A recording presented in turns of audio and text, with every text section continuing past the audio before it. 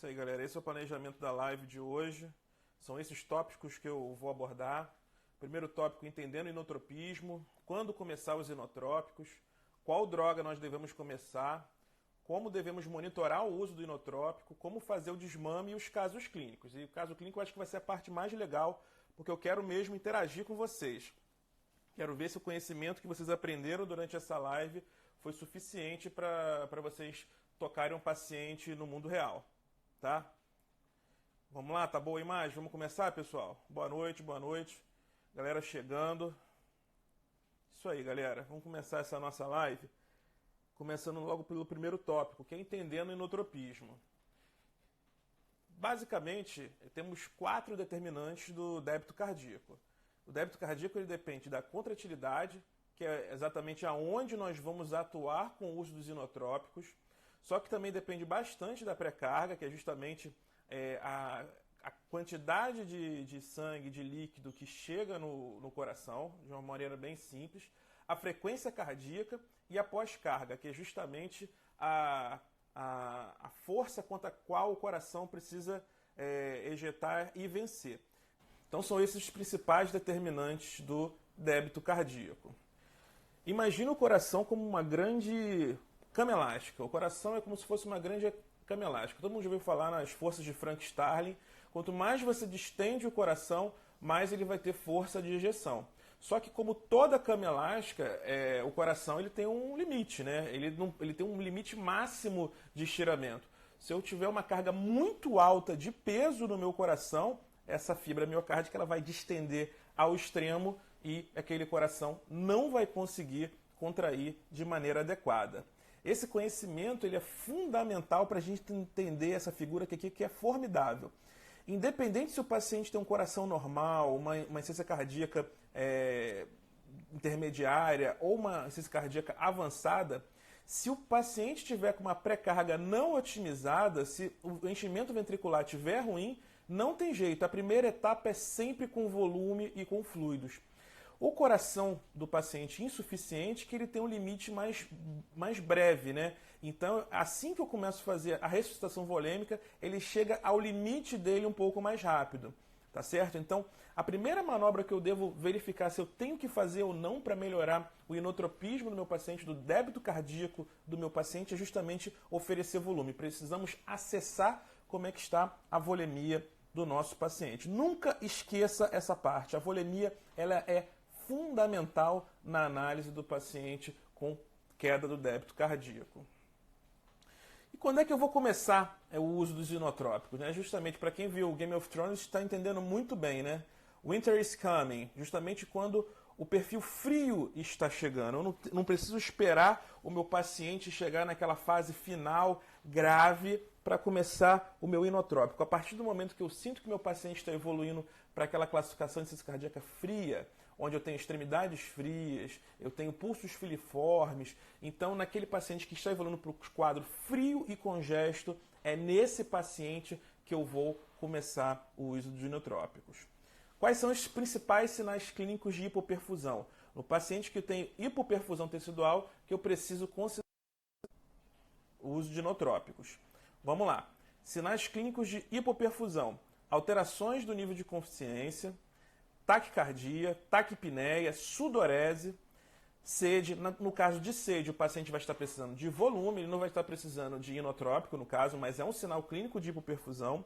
Presença de oligúria, pulsos filiformes e presença de pele fria. Então, são esses pacientes que, quando chegam na emergência com essas alterações, você deve suspeitar de um quadro de hipoperfusão tecidual. O paciente está precisando de alguma coisa para otimizar o débito cardíaco. A alteração de nível de consciência é um dos fatores mais importantes para quem dá plantão em terapia intensiva, porque às vezes eu tenho um paciente que está bem, está conversando, está normal do ponto de vista neurológico e o paciente, de repente, ele começa a ficar mais sonolento. Então, às vezes, a sonolência é o primeiro sinal de hipoperfusão cerebral, no caso. A taquicardia ela nunca é à toa. Se você chega num hospital, num plantão, e você vê um paciente taquicárdico, ninguém fica taquicárdico à toa. Algo está errado. Pode ser uma coisa banal ou pode ser uma coisa grave. Pode ser dor, pode ser sede, pode ser alguma coisa está acontecendo, febre, alguma coisa de errada está acontecendo para gerar taquicardia. E o pior dos cenários no paciente cardiopata é que aquele paciente está taquicárdico justamente para compensar um débito cardíaco reduzido. Tá bom? Então são esses os principais fatores do exame clínico que eu devo considerar justamente para definir qual paciente está mal perfundido e qual que eu devo pensar em usar inotrópicos. Essa figura eu coloquei na página há poucos dias, né, que coloca justamente o mecanismo fisiopatológico dos receptores cardíacos, né, que é justamente aonde entra essa parte que é primordial de qual droga eu devo começar. Eu tenho aqui no músculo cardíaco receptores beta-adrenérgicos. Os receptores beta-adrenérgicos eles atuam nos canais de sódio e de cálcio. Eles aumentam o influxo tanto de sódio e de cálcio, aumentam a força de contração e aumentam a velocidade de condução no miocárdio. Então, eles têm efeito inotrópico e cronotrópico positivo. O grande representante desse grupo de medicamentos é justamente a dobutamina, que faz um intenso estímulo beta-adrenérgico. Além disso, nós temos os sensibilizadores de cálcio, de canais de cálcio. Justamente o levozimedana. A levozimedana ela é um sensibilizador de canal de cálcio. Aumentando o influxo de cálcio, aumenta a força de contração. E por fim, temos a milrinona, né, que é um inibidor da fosfodiesterase 3, que também, ela, através de mecanismo de AMP cíclico, ele vai aumentar a quantidade de cálcio dentro do citosol e vai aumentar a força de contração. Então são esses três mecanismos primordiais que, no final das contas, vai promover o aumento do cálcio intracelular, da fibra miocárdica, que vai aumentar a contratilidade. Tranquilo? Vamos lá. As drogas. Essa parte talvez seja a mais importante. Qual é o arsenal terapêutico que nós temos para tratar nosso paciente com choque, né? Com um paciente mal perfundido, que precisa de algum suporte inotrópico? A dobutamina disparada é a droga mais utilizada, é a droga mais estudada, é a droga mais conhecida de todas. Ela tem um efeito, como eu já falei, agonista beta-1 e também tem um efeito alfa-1 também, alfa-1 periférico, que é um efeito mais brando. É por isso que a dobutamina também tem um efeito vasodilatador. Não é um efeito vasodilatador tão importante quanto tem nos outros inotrópicos, mas tem um efeito vasodilatador também. Como ela tem esse efeito vasodilatador mais brando, é a droga de escolha em pacientes com choque cardiogênico. Tá? Então, no paciente com choque cardiogênico, não tenha dúvida, a droga é dobutamina. Aqui está colocado aqui, evitar em usuários de beta-bloqueadores. Por quê? Como é uma droga que atua justamente no receptor beta, se eu usar um agonista beta, vai ter uma competição por esse receptor. Então, nesse subgrupo, eu vou ter que utilizar doses mais elevadas. Mas é contraindicado? Não é contraindicado. Mas para atingir o mesmo efeito, eu vou ter que utilizar doses muito elevadas de dobutamina para atingir o mesmo efeito. Só que se o paciente estiver em choque cardiogênico, não tem muito jeito, vai ter que ser dobutamina mesmo. Tá? Então, mesmo se o paciente estiver fazendo uso prévio de beta-bloqueador, não tem muita discussão quanto a isso. Tranquilo? Inclusive, era a questão da página de hoje. Dose de ataque. Dobutamina se faz dose de ataque? Não se faz. A gente tem uma dose de manutenção de 2 a 20. E essa dose de manutenção varia de acordo com a literatura. A maioria das literaturas eu adoto a dose de 5 a 20 microgramas. Tá bom? Só que a bula do medicamento diz 2 a 20, algumas outras, o próprio UpToDate também fala de 2 a 20, mas eu, em geral, eu já começo com uma dose de 5 microgramas. Tá? Nessa dose aqui, de 2 a 20, a droga, a dobutamina, ela tem um efeito cronotrópico um pouco menos exacerbado, porque no paciente com choque, deixar o paciente muito taquicárdico é ruim. Então, nesse subgrupo aqui, nessa dose aqui, até 20 microgramas, geralmente o paciente fica mais taquicárdico quando ele chega próximo de 20. Quem faz eco de estresse geralmente observa isso. O paciente, quando eu quero taquicardizar meu paciente, essa taquicardia ela fica mais expressiva quando eu passo das doses de 20 microgramas quilo por minuto. Tá bom? Então, nossa faixa terapêutica vai ser de 5 a 20, mais ou menos. Tá bom? Como é que eu faço? O paciente que está congesto, eu não vou fazer muito volume para ele. Então, a preferência para a dobutamina é a dobutamina pura, que vai dar uma dose de 12.500 microgramas por ml. Então, eu vou calcular, de acordo com o peso do meu paciente, quantos microgramas deve entrar em 1 minuto, multiplico por 60, então eu vou começar uma dose de 5 microgramas. Eu vejo o peso do meu paciente, digamos que só para facilitar a conta, um paciente de 100 quilos, então eu tenho que fazer 500 microgramas, isso em 1 minuto. Então, em 60 minutos, aí vai ser essa dose que eu vou fazer em 1 hora. Aí eu pego esse valor que eu encontrei e divido por 12.500, que vai sair a dose em ml. Tranquilo? Em pacientes que eu tenho algum grau de liberdade para fazer algum grau de volume, eu posso fazer uma diluição. Você vai encontrar na literatura milhões de opções de diluição de dobutamina. Essa aqui é uma das mais famosas, 60 para 190, mas também tem 40 para 210, então tem várias formas de diluição de dobutamina. Então a dobutamina tem várias maneiras de diluir, tá bom? Cardiologista usa pura, tá? Cardiologista usa pura. Então isso que eu tinha que falar para vocês sobre a dobutamina. Vamos falar sobre a levosimedana. Americano não usa, é droga de sul-americano e de europeu. São eles que usam. O americano detesta essa droga. É uma droga que é um sensibilizador de canal de cálcio. Ela atua justamente no canal de cálcio, aumenta o influxo de cálcio e aumenta a contratilidade. Como ela tem um efeito vasodilatador mais pronunciado, eu tenho que tomar cuidado justamente em pacientes que têm uma pressão mais baixa. Ou eu não faço, ou eu associo algum vasopressor. Mas se tiver que associar um vasopressor, já eu estou perto da situação de choque. Então, perto da situação de choque, dobutamina. Não tem sentido usar a levosimedana. A levosimedana, a gente faz um ciclo de 24 horas. Ela tem uma vantagem, porque como a gente faz um ciclo de 24 horas, ela tem um efeito mais prolongado. Então, eu consigo fazer, teoricamente, um desmame mais rápido de aminas do meu paciente e uma alta mais precoce. Vários estudos que compararam a levosimedana à dobutamina não encontraram grandes diferenças entre eles. Tá? Alguns pequenos trabalhos mostraram um grau de superioridade da levosimedana em relação à dobutamina, mas que não foi reproduzido em outros estudos. Então, hoje, a levosimedana é uma droga que fica um pouco mais restrita naquele paciente que tem uma pressão de chegada um pouco mais elevada e no paciente que faz uso de beta-bloqueador. Tem que tomar muito cuidado também no paciente que está com uma função renal bem complicada. O paciente já tem disfunção renal. No paciente com disfunção renal não é uma boa droga, tá bom? Dose de ataque. Quando eu uso levosimedana, não faço dose de ataque, porque como você faz uma dose muito alta num curto espaço de tempo num paciente descompensado, na grande maioria das vezes você faz hipotensão e você não consegue usar a droga. Então, no nosso serviço, a gente evita fazer a dose de ataque em pacientes que fazem uso de levosimedana. A dose de manutenção, 0,05 a 0,2 microgramas por quilo por minuto. Geralmente a gente começa 0,05 e ir para 1. Se o paciente tiver com uma pressão um pouco melhor, a gente já começa com 0,1, tá bom? E aí depois, se o paciente ficar bem, a gente progride a dose para 0,2. Tá? A diluição é uma diluição padrão. A levosimedana já vem com uma diluição padrão, como só existe uma marca no mercado, então ela é padronizada, geralmente vem tudo no kit, tá bom? E você faz uma infusão por 24 horas, tá bom? Sempre tentando chegar na dose máxima, que é 0,2 microgramas por quilo por minuto, tá bom? E por fim, milrinone ou mirrinona, né? Mirrinone é o nome em inglês, né? Em português seria milrinona. É um inibidor da fosfodiesterase 3, que também vai acabar atuando via empecilíquico no aumento do cálcio intracelular.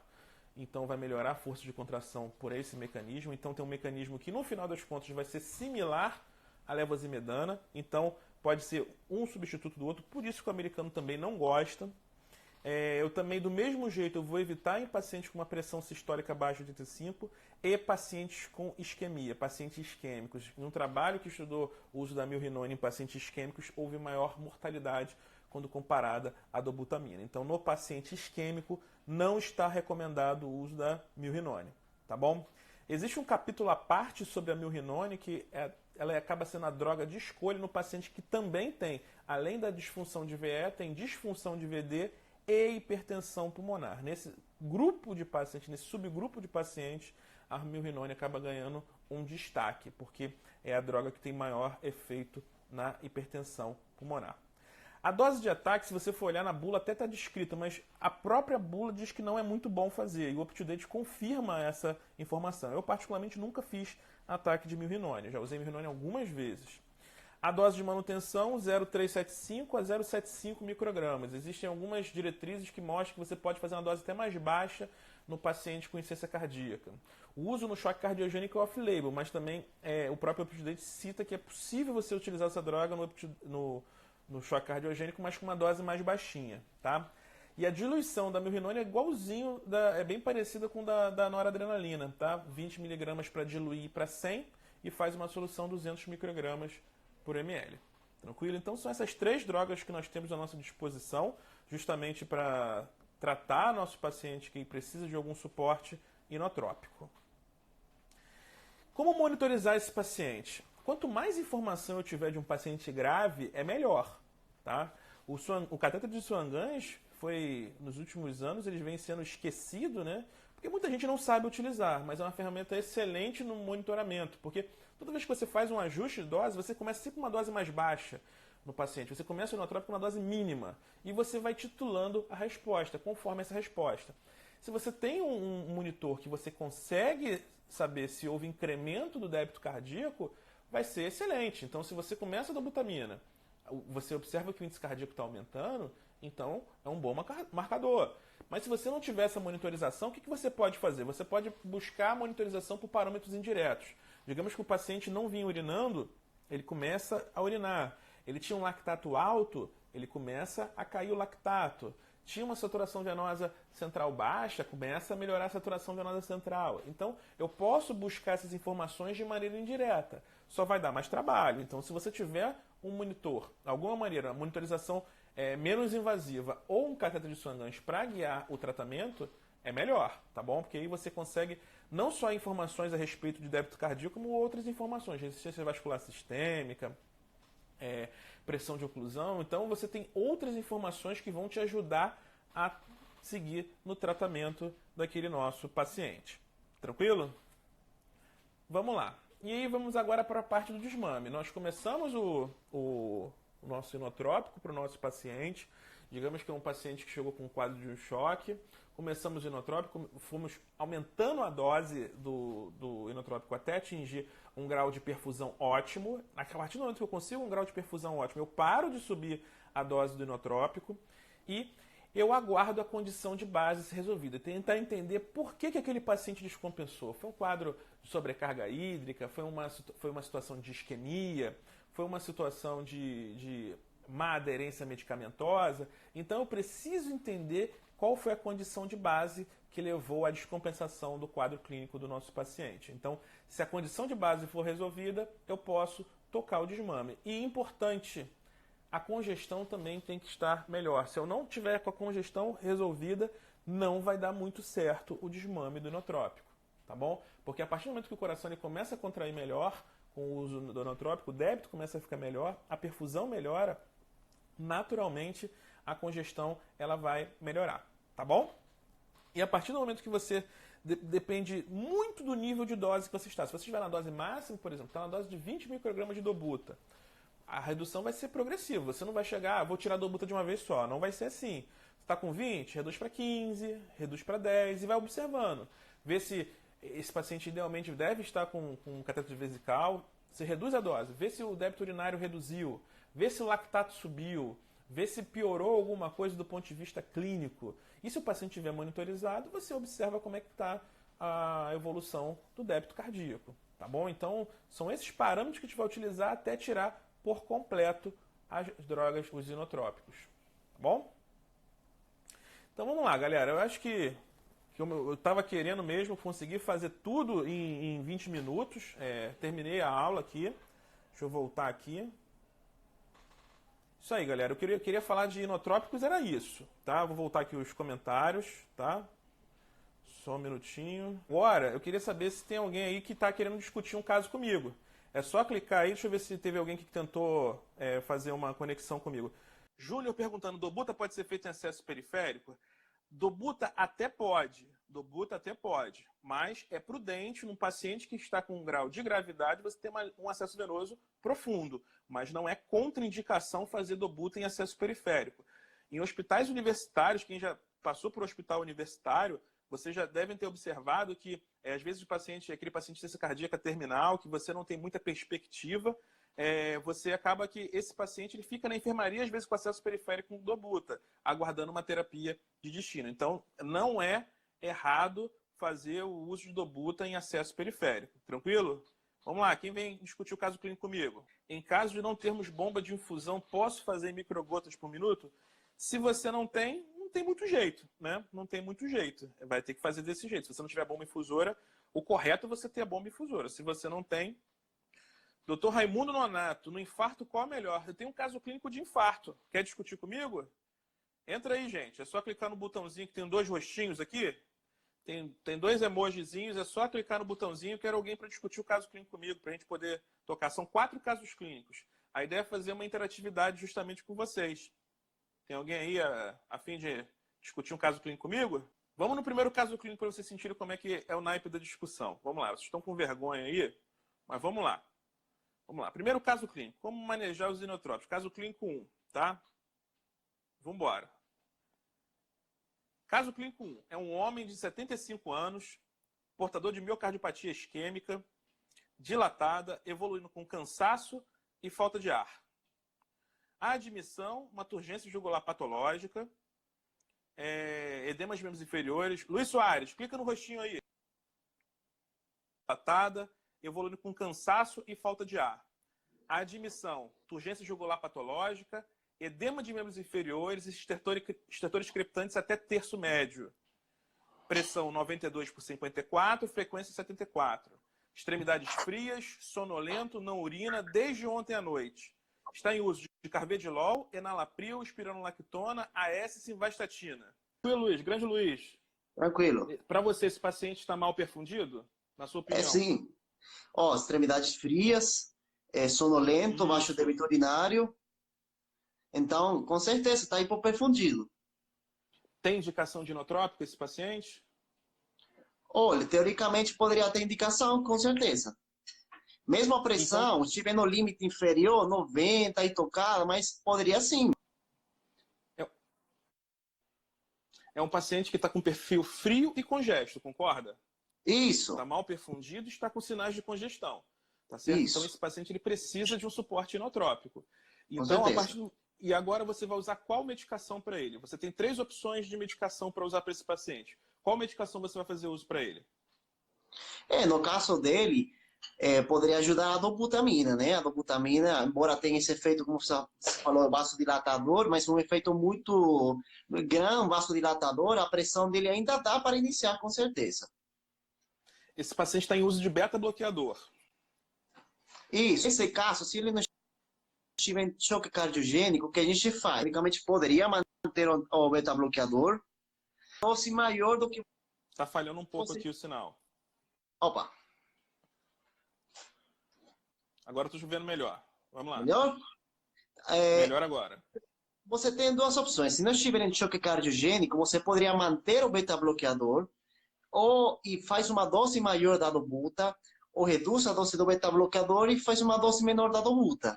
Tá bom? O ideal, se não estiver em choque cardiogênico... Nesse paciente em questão, a gente tem que suspender a dobutamina, suspender o beta-bloqueador, de qualquer forma. Né? O paciente está mal perfundido, o paciente tem sinais de choque, eu tenho que suspender o beta-bloqueador nesse paciente, sem dúvida. Tá? Só que nesse paciente ele ainda tem algum grau de pressão. O paciente tem 92 de sistólica. E como o paciente faz uso de beta-bloqueador, eu poderia usar outro inotrópico. Eu poderia usar levosimetana nesse paciente. Pode ser. Então, não estaria errado. Só que se eu fosse optar pela dobutamina, claro que não são todos os centros que têm levosimetana. Eu optei pela dobutamina, provavelmente vou ter que usar uma dose muito alta de dobuta para atingir justamente aquele efeito. Não está errado, tá bom? Mas a levosimetana também estaria bem indicada nesse paciente. Tá bom?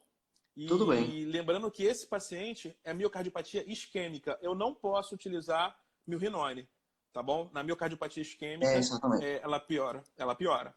Tranquilo? Alguma dúvida nesse caso aí, galera? Alguma dúvida? Vamos partir para o próximo caso? Grande Luiz, muito obrigado pela tua participação. Falou? Obrigado. Grande abraço. Abraço. Entenderam como é que é a logística? É bem tranquilo, galera. Os casos são casos do dia a dia, justamente para a gente chegar a um consenso de se o paciente tem indicação de inotrópico e qual inotrópico começar para esse nosso paciente. Tá? Furosemida, Walter Print, furosemida, a gente vai fazer, só que a furosemida, ela só entra naquele paciente que tem a perfusão restabelecida, porque primeiro a furosemida ela vai atuar onde? No rim. Para a furosemida chegar no rim, o rim tem que ser perfundido. Então, primeiro eu restabeleço a perfusão renal, perfusão dos órgãos, e depois eu faço a furosemida. Tranquilo? Bruno Danda, alfa-1 é vasoconstritor. Perfeito, só que é um bloqueador. Se eu bloqueio um receptor que é vasoconstrictor, eu vou ter efeito vasodilatador. Tranquilo?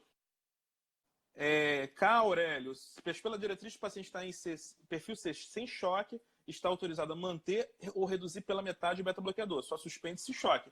Exatamente, mas pelo menos naquele paciente que estava evoluindo para um quadro de choque, a gente pelo menos tem que passar pelo menos a metade o beta-bloqueador. Se o paciente evolui com choque, não tem muito jeito. Tá? Então vamos lá, caso clínico 2. Homem de 48 anos, miocardiopatia chagásica em fase dilatada, evoluindo com cansaço, falta de ar e síncope. A admissão, uma turgência jugular patológica 90 graus,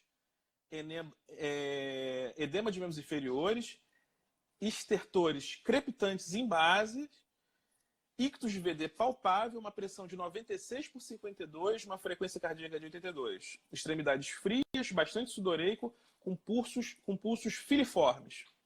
Um lactato de 3,2. Usa carvedilol, enalapril, espironolactona e amiodarona. Quem vem comigo discutir esse caso? Vem alguém comigo aí? Vem comigo aqui, Thiago. E aí, galera, esse paciente inicialmente, vocês acham que tem indicação de uso de inotrópico? Um paciente que já tem turgência a 90 graus, edema de membros inferiores, estertores crepitantes, tem extremidades frias, está bastante sudoreico, pulso filiforme, lactato alto. Esse paciente tem indicação de inotrópicos na visão de vocês? E aí, galera? O que vocês acham? Esse paciente precisa fazer inotrópico ou não? O paciente está mal, né? O paciente está com sinais francos de hipoperfusão e o paciente está extremamente congesto. Então, o paciente tem indicação de suporte. O débito cardíaco desse paciente está reduzido. Então, preciso fazer alguma coisa para otimizar o débito cardíaco desse paciente. O que vai ser? Esse paciente tem indicação de inotrópico? Qual inotrópico eu vou fazer para esse paciente? Vamos voltar aqui o caso clínico para vocês verem alguns detalhes. É um paciente que tem edema de membros inferiores, turgência jugular, tem um ictus de VD palpável. Ictus de VD palpável, isso aponta para que situação? O paciente provavelmente tem disfunção de VD. Uma turgência jugular muito importante, já a 90 graus. Esse paciente provavelmente tem disfunção de VD e hipertensão pulmonar. Qual é o inotrópico indicado nessa situação? Um paciente que já fazia uso de beta-bloqueador. Tá vendo? A pressão do paciente permite que a gente use um outro inotrópico. Então, nesse paciente aqui, miocardiopatia chagásica, que evolui com disfunção biventricular, então está indicado o uso de milrinone para esse paciente. Boa, galera. Muita gente mandando aí milrinone. Boa, boa. Lembrando que a milrinone é uma droga que tem efeito parecido com a levosimetana, mas está contraindicado em pacientes isquêmicos. Esse paciente tem uma miocardiopatia chagásica, tá bom? Então está indicado. Então, lembrando que a milrinone é o protótipo do paciente que usa beta e tem também disfunção de VD e hipertensão pulmonar associada. Caso bem tranquilo, né, galera? Eu só botei casinhos tranquilos para a gente poder discutir hoje. Vamos ao caso clínico 3. Um homem de 62 anos, hipertenso e diabético, vem com uma dor torácica em aperto há 8 horas. Então, um paciente que vem, na verdade, para o hospital com quadro de dor torácica. Então, ele chega com dor torácica, eletro-supradesnivelamento segmento ST anterior. Então, é um infarto com supra já em fase subaguda, no paciente com 8 horas de evolução de infarto. Então, um paciente que tem chance razoável de evoluir para choque cardiogênico. Então, um paciente isquêmico. Chega aí, Natan. Vamos discutir esse caso aí. Ô, professor. Fala, Natan. Tudo na paz? Boa noite. Boa noite. Vamos discutir esse casinho agora? Bora. Então vamos lá. É um paciente que chegou com infarto com supra, foi feito trombólise, o hospital não tinha hemodinâmica, trombólise na fase mais tardia, a gente sabe que o taxa de sucesso é um pouquinho menor. O hospital não tinha hemodinâmica, foi feita trombólise, mas teve critério de reperfusão. Só que ainda assim o paciente evoluiu com turgência jugular, 45 graus, estertor crepitante até ápice, uma pressão bem reduzida, 72 de sistólica, com uma frequência cardíaca alta. Extremidades frias, sudoreico, pulsos filiformes, com lactato de 4,4. É um paciente que desconhecia, não fazia uso de medicação, apesar de ser hipertenso diabético, não estava fazendo uso de regular de medicação. E aí, para você, esse paciente está mal perfundido? Esse paciente precisa de alguma... Sem dúvida, né? Para mim, sim, tá mal perfundido e precisa, sim, também de um inotrópico. E, na sua opinião, qual seria o inotrópico? Como eu estou querendo aumentar o débito, mas eu não quero fazer o paciente gastar mais oxigênio na fibra miocárdica, vou preferir o levosimendan. Mas esse paciente está chocado agora, a pressão está muito reduzida. Pressão de 72 de sistólica. No paciente que tem uma pressão sistólica abaixo de 85, eu não consigo usar nem o levosimendan, nem o milrinone, tá? Por mais que a dobutamina aumente o trabalho cardíaco, nesse paciente não tem muito jeito. Esse paciente, mesmo a gente sabe que é isquêmico, o paciente está evoluindo com choque cardiogênico. Então eu preciso garantir a perfusão dos órgãos. Se esse paciente chegar num ponto que eu atingir dose máxima de dobutamina e o paciente continua descompensado, é paciente para balão intra-aórtico, para algum dispositivo de suporte ventricular. Tá? É um quadro muito agudo, porque esse paciente, lembra que eu falei que a condição para desmamar o inotrópico, eu preciso resolver a condição de base? Esse paciente infartou, ele fez muito atordoamento miocárdio, né? Então o coração dele está todo atordoado, então eu preciso deixar esse processo esfriar justamente para ele ter uma melhora clínica. Tá certo? Certo. Conseguiu captar? Então, nesse paciente, é um paciente que não fazia uso prévio de beta-bloqueador, então dá para fazer dobuta com tranquilidade, e mesmo se ele fizesse beta-bloqueador previamente, eu poderia fazer porque o paciente com choque cardiogênico. Choque cardiogênico não tem discussão, é a dobutamina. Tranquilo? Tranquilo. Beleza? Grande abraço, meu amigo. Até a próxima. Até a próxima. Galera, último casinho para a gente discutir hoje. Vamos lá. É o caso clínico 4 agora. É um homem de 71 anos, hipertenso e diabético, com infarto prévio há 3 anos. Chega no hospital com febre, tosse e falta de ar. Ele tem um ecocardiograma prévio com uma fração de ejeção de 35%. Chega no hospital cansado, não consegue verbalizar frases inteiras, febril ao toque. Então esse paciente tem um quadro, uma síndrome infecciosa, correto? Sem urgência jugular 45 graus, ausculta pulmonar, roncos de transmissão, uma pressão de 82 por 44 e uma frequência cardíaca de 118. Extremidades frias, sudoreico, pulsos filiformes e lactato de 5,6. Medicações em uso: carvedilol 25 mg dia, enalapril 20 mg dia, amlodipino 10 mg dia, AS e atorvastatina. Então vamos lá, galera, esse paciente na visão de vocês, tá mal perfundido? Vamos lá, responde aí, galera. O senhor tá mandando sim. Sim o quê? Mal perfundido, né? Mal perfundido. O paciente tem lactato de 5,6, extremidades frias, sudoreico, pulso filiforme. Ainda tem uma pressão de entrada de 8,2 por 44. Então, ninguém tem dúvida aqui que esse paciente está mal perfundido, beleza? Pacientes têm indicação. Vou botar o caso aqui, para quem perdeu. Ó, para quem perdeu o caso. Agora, a pergunta 2. Então, ninguém aqui tem dúvida que o paciente está mal perfundido. O paciente tem indicação de inotrópico? Agora eu quero a visão de vocês. O paciente tem indicação de inotrópico? E se tiver indicação de inotrópico, já manda qual inotrópico que vocês querem. Vamos lá, estou aguardando vocês aí. Dobuta? Jorge acha que faz dobuta. Diz por que, Jorge, você faria dobuta. Manda aí.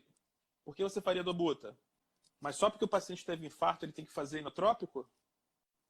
Manda aí, Jorge. Vamos lá, pessoal. Um paciente de 71 anos, hipertenso diabético, que tem disfunção ventricular, uma fração de ejeção de 75 anos.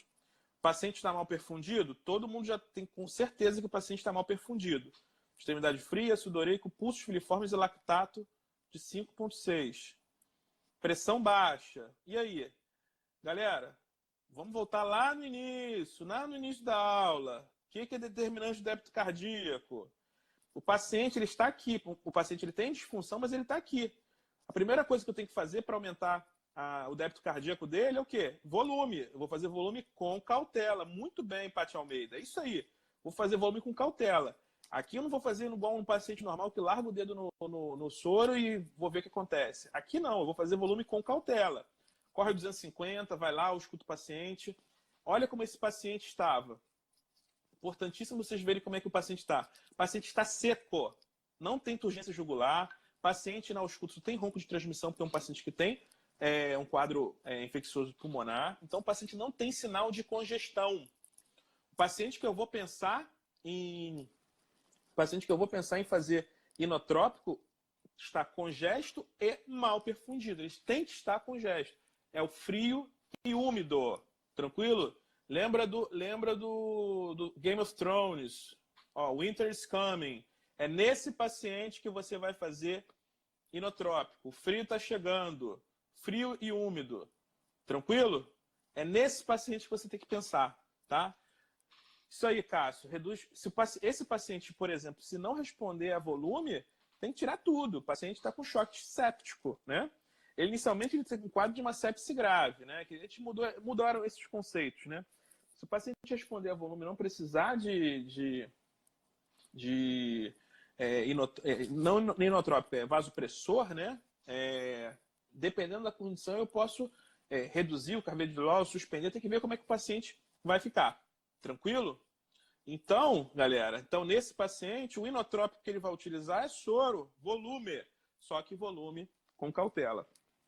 Tá bom, pessoal? Isso aí foi uma pegadinha mesmo, justamente para vocês pegarem que no paciente, mesmo com insuficiência cardíaca, eu posso precisar fazer volume. Por isso que é fundamental acessar o paciente, como é que está a hemodinâmica do paciente, porque você tem congestão sistêmica. Tá bom, pessoal? Galera, espero que tenham gostado dessa live.